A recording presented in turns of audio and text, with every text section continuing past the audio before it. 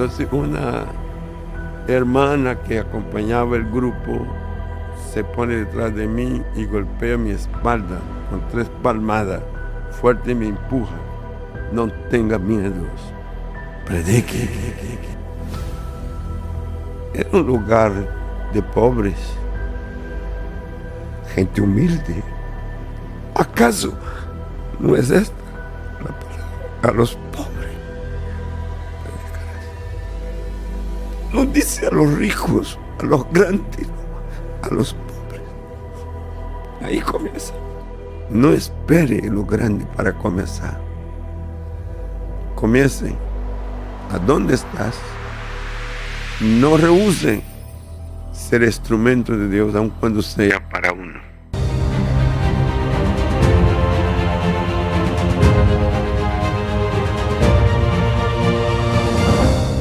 Gracias por acompañarnos en este nuevo episodio. Hoy vamos a estar hablando acerca de una pregunta: ¿cómo descubrir mi propósito? Y para eso nos acompaña nuestro pastor y misionero José Satirio dos Santos, a quien le doy la bienvenida. Pastor, gracias por acompañarnos. A ti, Paola, y a toda la gente querida que siempre está presente esperando algo más.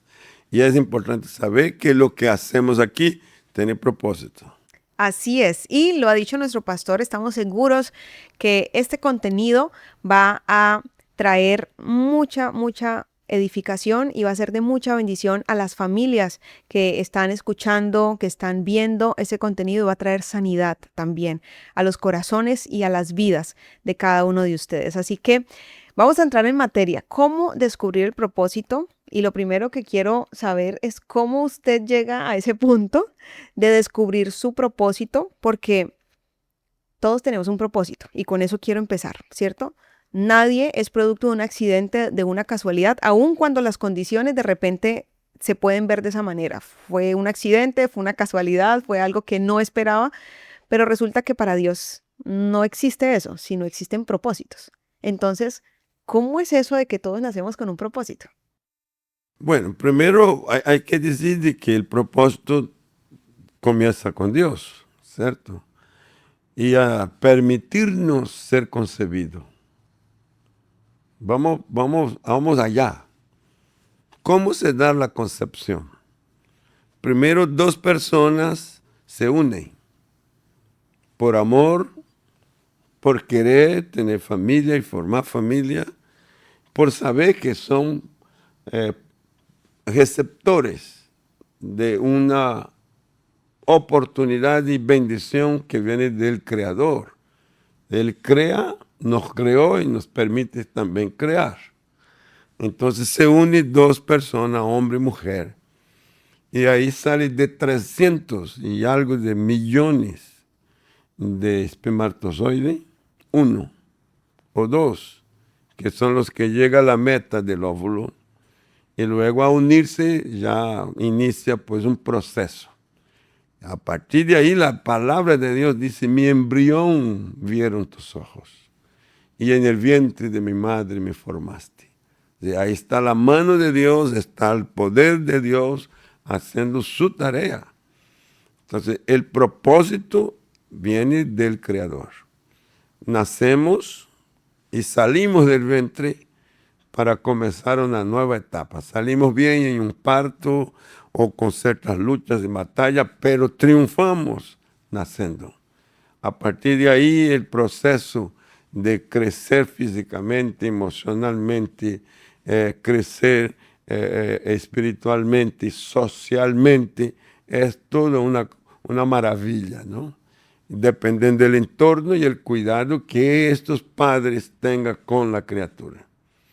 Si erran o no, de todas maneras Dios está presente para protegerlo y proteger el propósito que está en él.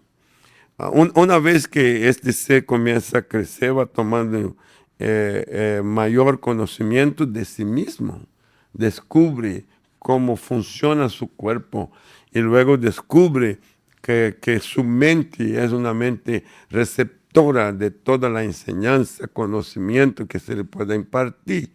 Y llega un punto en que descubre también algo que se llama talentos. ¿no? Descubre sus capacidades en el talento, descubre sus habilidades de cómo proceder y moverse en la dirección y los espacios que es permitido. Esto, la vocación va marcando en la persona que ella tiene un propósito por cumplir. Entonces, la primera palabra es, como señal, vocación. Ok. De ahí parte todo. De ahí surge parte todo. Y la vocación, ella marca un amplio aspecto, la vocación. Entonces la persona va buscando a tomar más tiempo en una, sin dejar otras, que también es parte de este conjunto de capacidades que la persona trae desde su nacimiento por lo que Dios le ha provisto. Ahora, ¿qué es lo que más me atrae? ¿Qué es lo que más me ocupa? Esta es ya una gran señal de que dentro de lo que yo soy hay un propósito dentro y en el uso de mi vocación. Y hay algo que me llama la atención, mi pastor, y es que si de repente hoy alguien se siente perdedor, que nos está escuchando o viendo, pues debemos recordar que entramos ganando. O sea que fuimos primero y desde ahí ya nuestra percepción debe cambiar.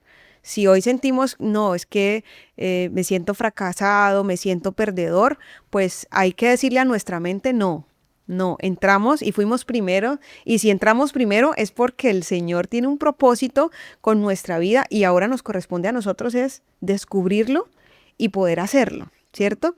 Entonces, eso es lo primero que quiero que las personas en sus palabras puedan tener esa certeza. Ahora, si empiezo a descubrir mi vocación, ¿cierto? Vamos a llevarlo a un ejemplo. ¿Cómo usted empieza a descubrir su vocación? ¿Cómo usted llega a ese punto de decir, wow, esto es lo que quiero, esto es lo que me gusta o esto es lo que me apasiona? ¿Ok?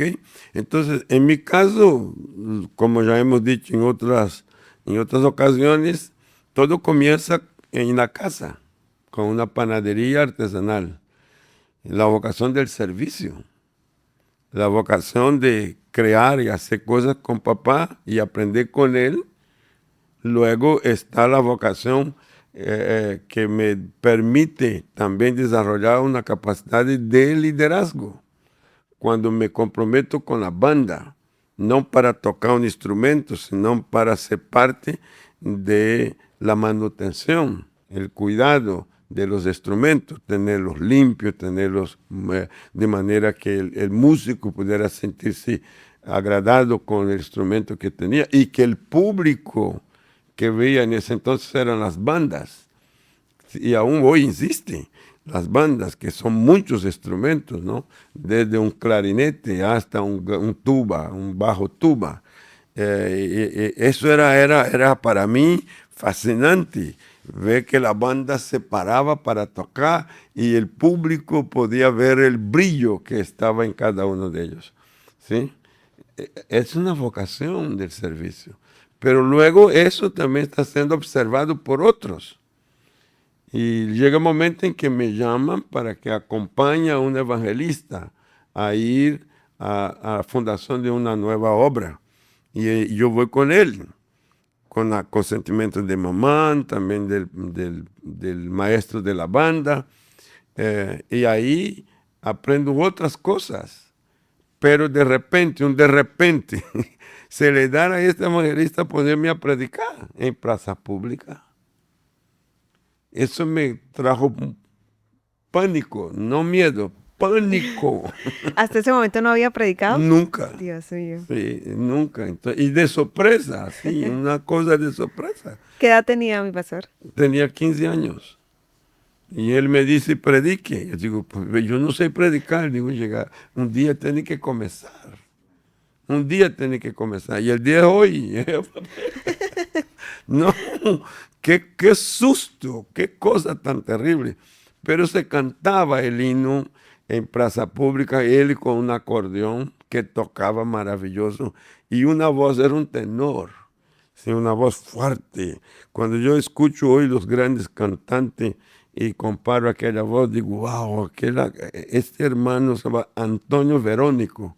Este hermano nunca pasó por una escuela de canto, ¿no? Pero su voz era tan fuerte que atraía a la gente que estaba en sus alrededores. Su instrumento, que era el acordeón, como si fuese aquí el vallenato, pero era un instrumento, un acordeón grande de 120 bajo, ¿sí? Entonces era algo que impresionaba ahí. Y este cántico, después de haberme dicho eso, yo quería que nunca terminara. Porque, ¿qué predico? Entonces abro la Biblia para encontrar un texto bíblico y no encuentro. La Biblia se perdió todos los capítulos, todos se quedaron. No podía nada. Y de repente, otra vez, de repente, ya el cántico está por terminar. Me acuerdo de la lectura de la palabra en la mañana con mamá. Otra vez, aquí el figura de la casa, la mamá, en el devocional nuestro. Ella está leyendo y quiere que leamos en voz alta los textos. Ya íbamos en el libro de Job, porque el tema era leer de Génesis a Apocalipsis, ¿sí? Piense usted, una madre que te pone tarea a los hijos a leer la Biblia del Génesis al Apocalipsis. Pero usted lee para que ella lo escuche. Cada uno leía una porción en ese entonces. Y de repente estoy yo en un texto que me llama muchísimo la atención. Es cuando Dios habla con Job y hace una pregunta a Job: ¿dónde estabas tú cuando yo formé el universo? Y yo me detengo en ese texto: ¿dónde estabas tú? Y eso fue lo que me vino a la memoria antes de terminar el himno en pleno aire libre, en el cual yo iba a predicar. Y ese texto me despierta y busco la Biblia, pero no encuentro. Estoy tan nervioso que no encuentro el texto en la Biblia. Y el himno ya va concluyendo. Y entonces él cierra su acordeón y abre sus pulmones y con voz muy alta grita: amigos, prepárense para oír la palabra de Dios por el predicador. Y así, una voz así como de que estuviera presentando a alguien importante y que hubiera un público enorme. Era por ahí 20, 30 personas, pero para mí eso era 1,000,000. ¿Sí? Entonces, y escuche la palabra de Dios por el predicador José Satirio dos Santos. Cuando él dice eso, yo quedo como una piedra, yo no me muevo. Y lo miro a él y no sé qué estoy pensando. Yo me quedé en blanco. Entonces una hermana que acompañaba el grupo se pone detrás de mí y golpea mi espalda con 3 palmadas fuerte y me empuja: no tenga miedos, predique. Y me empuja. Y en este empujón pues ya no había más. Entonces yo como él venía gritando, y el tono de su canto y el tono de su voz es el que yo tengo grabado. Y ahí seguí: ¿dónde estabas tú cuando Dios formó el universo? Y al decir eso, algo extraño. Sentí un fuego dentro de mí. Y vino palabra, vino palabra, vino palabra, y vino palabra. Y ahí nació el predicador. Wow.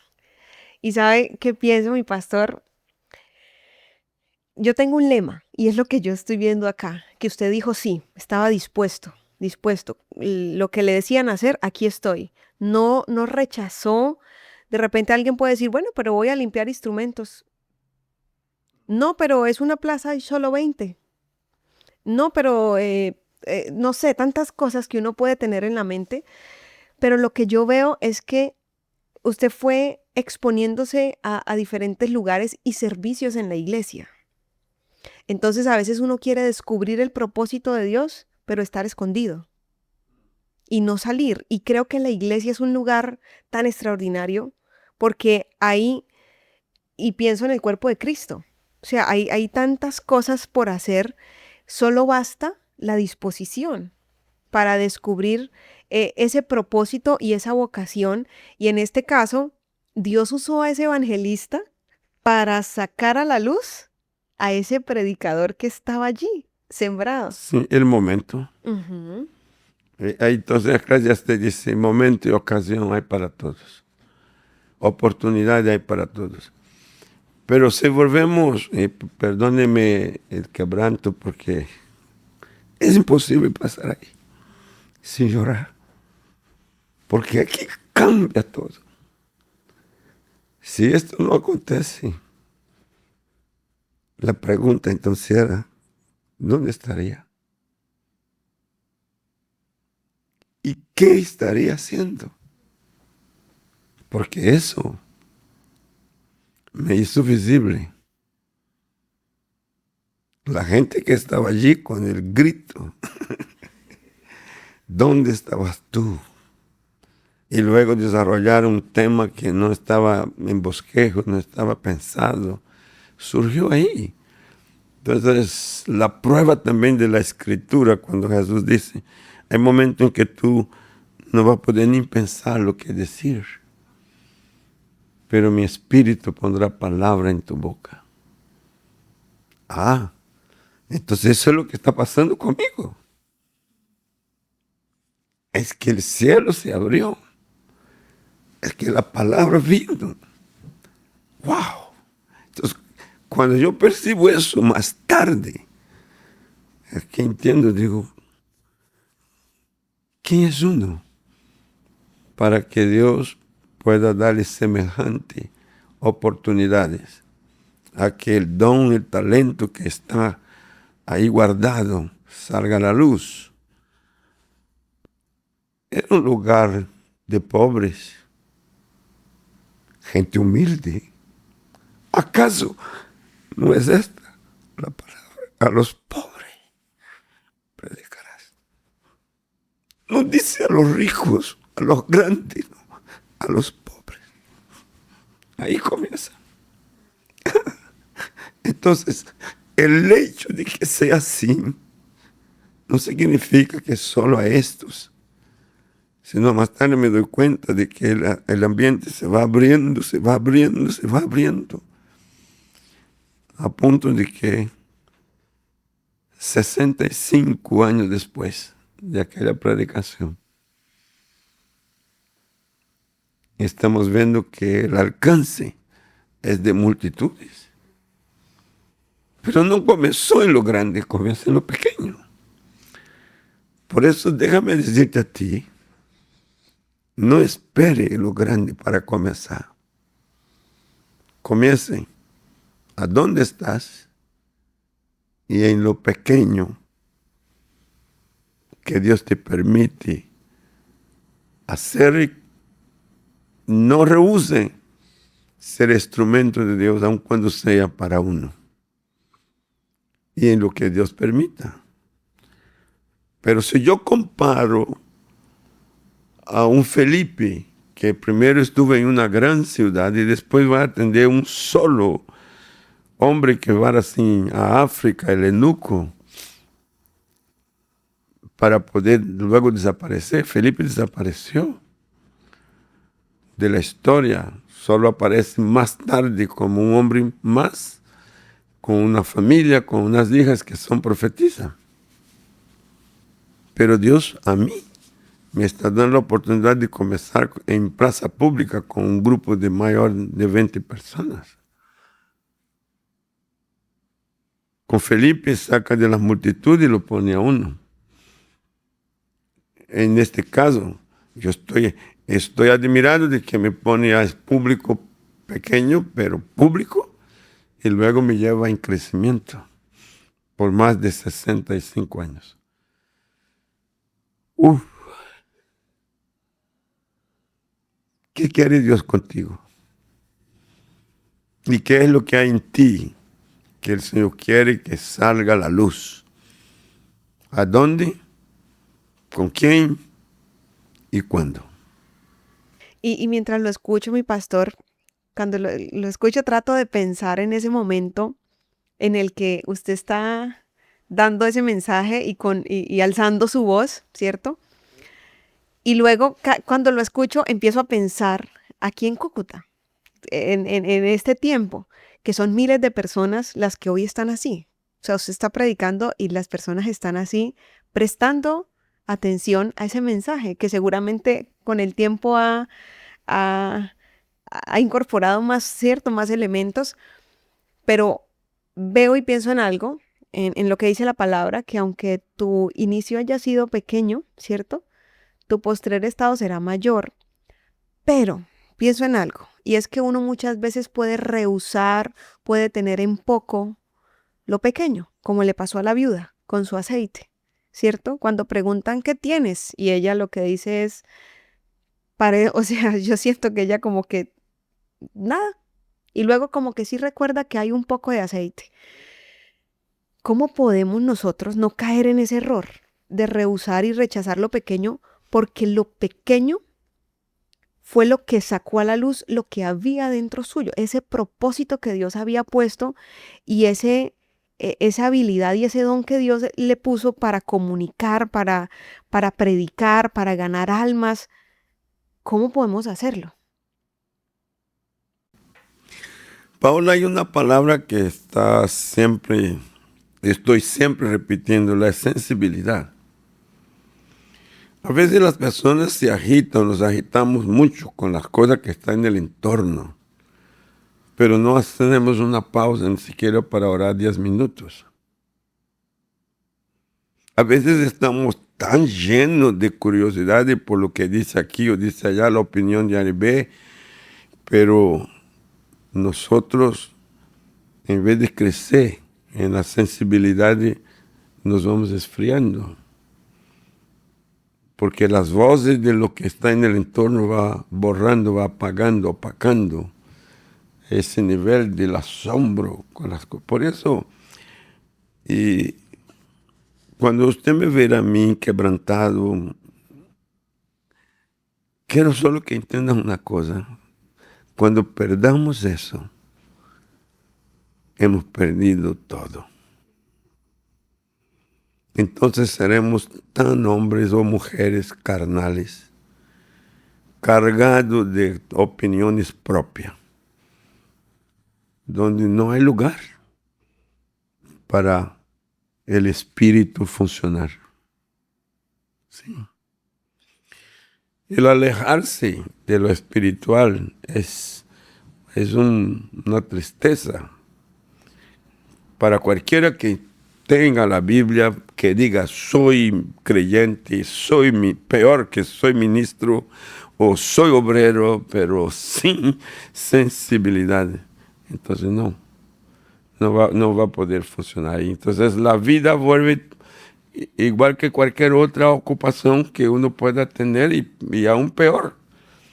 Y hemos visto que de pronto personas que se ocupen las cosas de Dios, así sin la sensibilidad, terminan demandando a Dios, demandando las organizaciones que los han puesto a funcionar, o hablando mal, atacando.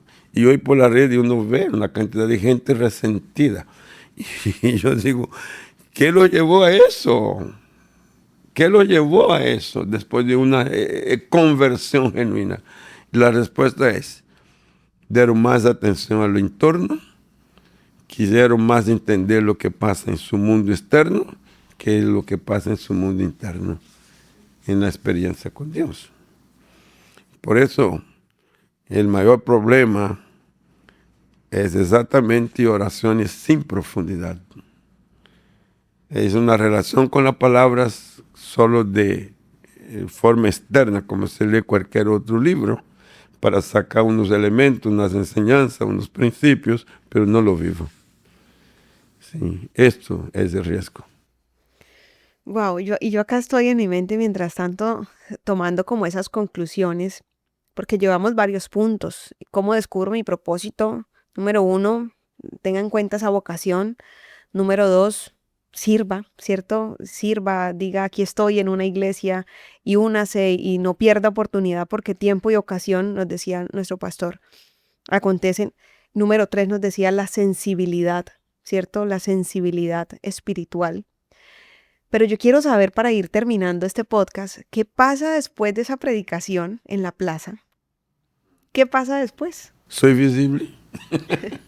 soy, soy visible porque el pastor, el evangelista, Antonio Verónico, cuando termina, bueno, ahí hay un incidente más que cuando si la palabra, estoy preguntando a la gente dónde estaba cuando Dios formó el universo y digo muchas otras cosas y los reto a ellos a que tengan un encuentro con Dios, que vea a Dios como su creador, como su Señor, en fin, y los lleva a la conversión. Y todo el mundo que estaba ahí oró una oración de fe, de entrega al Señor.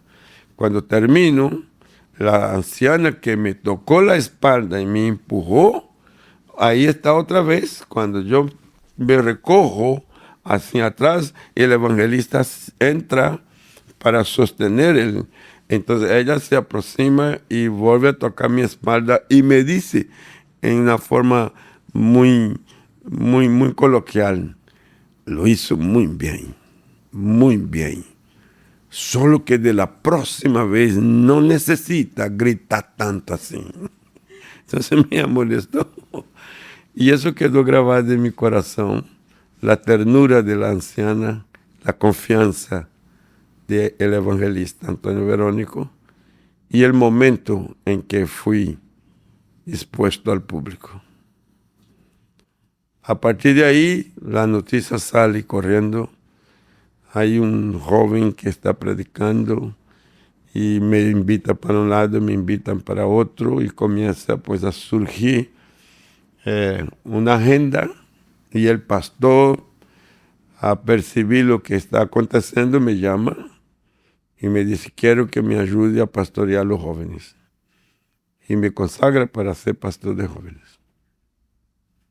Ahí comienza un compromiso más alto,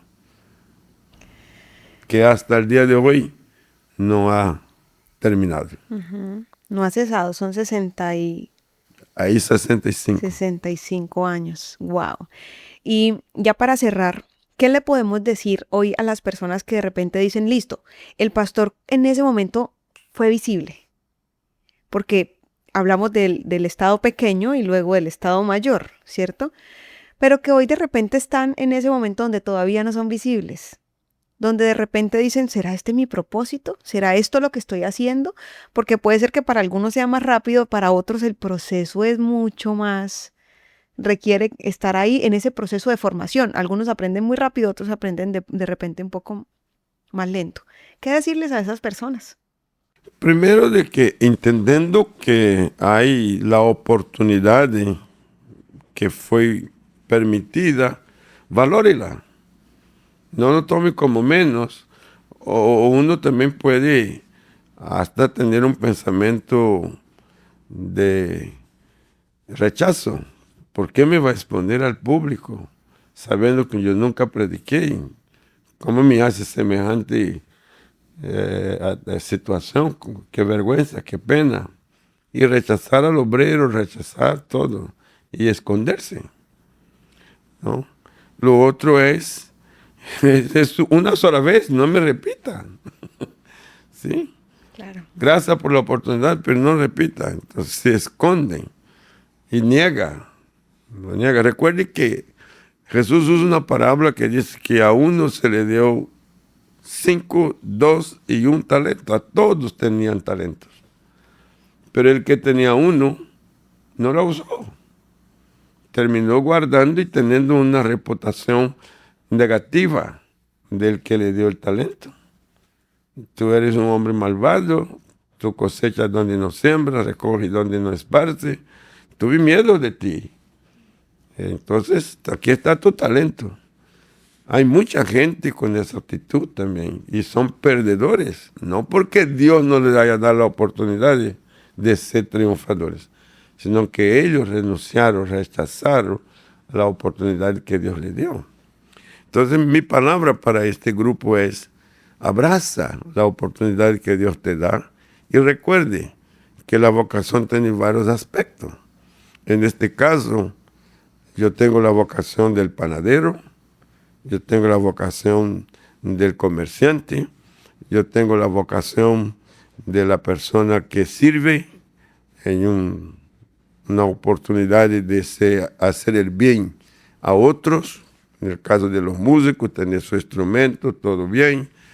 Pero ahora también tengo la vocación de que la palabra de Dios está en mi boca y que lo hago de manera que trascende.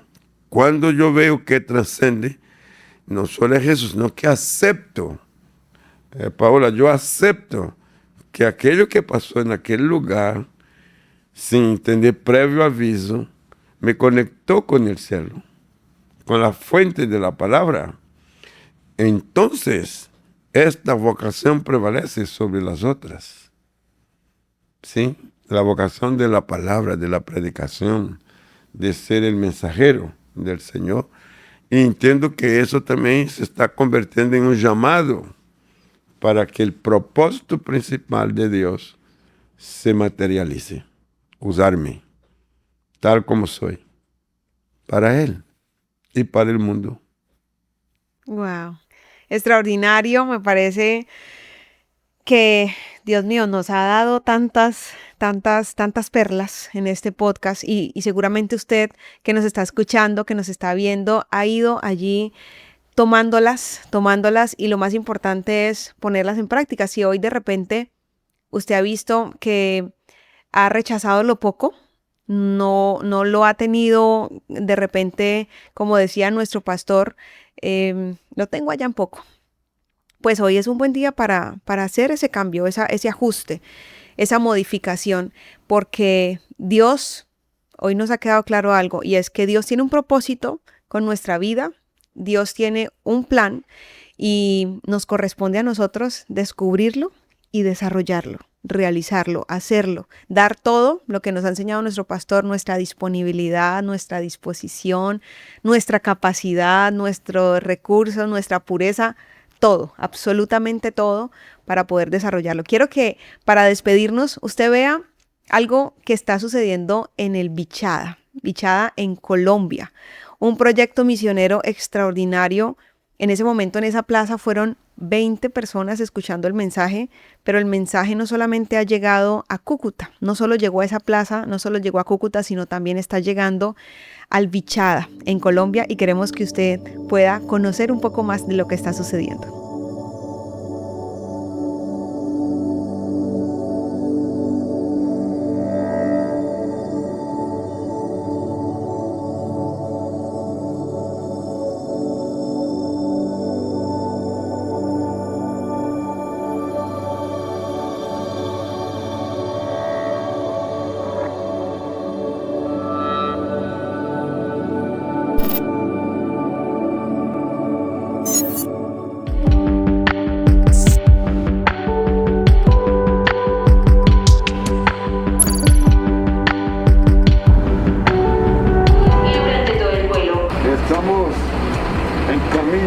hacia Puerto Carreño, haciendo misiones, aquello que el Señor nos mandó a hacer, ir por todo el mundo y predique el Evangelio a todas las criaturas.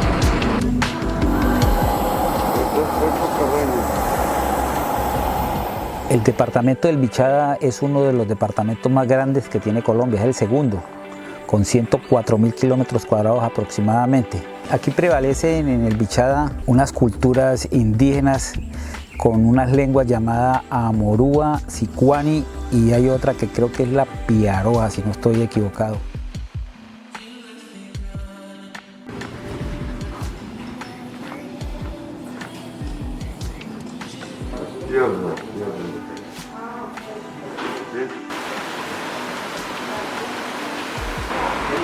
De aquí salimos en carro a las 4 de la mañana. Es que todo lo que esto, a este lado son las carreteras porque por ahí está en el centro de la ruta. Pues queremos dar gracias a Dios. Nos acompaña nuestro pastor y reverendo misionero José Santillo dos Santos, el cual es el presidente de la Iglesia Centro Cristiano. Este es el equipo de trabajo. Queremos dar un fuerte aplauso a Dios por la vida de ¿Por qué una iglesia tiene que estar en eso? Si la iglesia es predicar, hacer evangelización, ¿verdad? Esa es su primer labor. Pero yo entendí cuando Jesús dice, ame a tu prójimo como a ti mismo. Y luego dijo también, deja venir a mí los niños, porque de ellos es el reino de Dios. Entonces descubro que en una charla con el presidente de la República, en aquel entonces, el doctor Santos, hablábamos de la paz. Y hablando de la paz, habló de los fusiles, habló de todo lo que se habla del tema que existe. Cuando terminó, yo le dije, doctor, nosotros la iglesia entendemos que la paz es una manifestación del Espíritu. Y el que promueve la paz, el que predica la paz, el que enseña la paz es bienaventurado. Pero resulta que la paz no depende solo de que se apague o no se use más las armas. Y está muy bien, vamos por ella. Pero ¿qué pasa con la niñez? Que tiene un arma peligrosísima que nos está destruyendo, que es la desnutrición. Y luego preguntó, ¿qué propone, pastor? Y yo le reto a que prestemos atención a la niñez. Pasó un par de meses y es cuando aparece luego la propuesta de que el ICBF tuviese un programa que cubriera de 0 a 100. Nosotros no estamos aquí porque por detrás de nosotros haya una cobertura política, no, estamos aquí por amor y porque pagamos el precio para entrar en el sentido del orden. Un poco difícil salir de acá. Las vías son vías, como le llaman, trocha. Son muy pocas las que están intervenidas por el gobierno. Pero aquí por las condiciones del terreno, por la cantidad de huecos, por la cantidad de bajos que hay, eso imposibilita muchas veces llegar.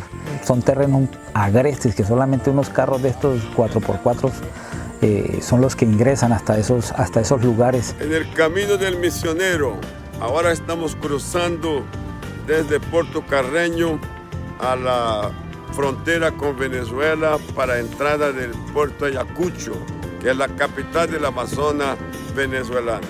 Y aquí, como ustedes ven en el camino, tenemos el ferry que vamos a cruzar dentro de unos minutos con nuestro transporte. Gracias. Realmente pues esto me parece que es una coincidencia muy bonita poder venir hoy, porque realmente, como le comentaba a algunos, no teníamos esto planeado, encontrarnos con ustedes, pastor, ni con el personal del Instituto Colombiano de Bienestar Familiar. Me llena de mucha satisfacción saber que no solamente somos nosotros como Armada, sino que hay una institución también de pronto sin ánimo de lucro, que su única misión es hacer que ustedes surjan como comunidad indígena, y me parece muy importante, es muy bonito ver la demostración que se vio también ahorita, porque en estos niños que ustedes tienen hoy en la comunidad está el garantizar que ustedes mantengan su identidad como comunidad. Así que misiones hacemos aquí y allá.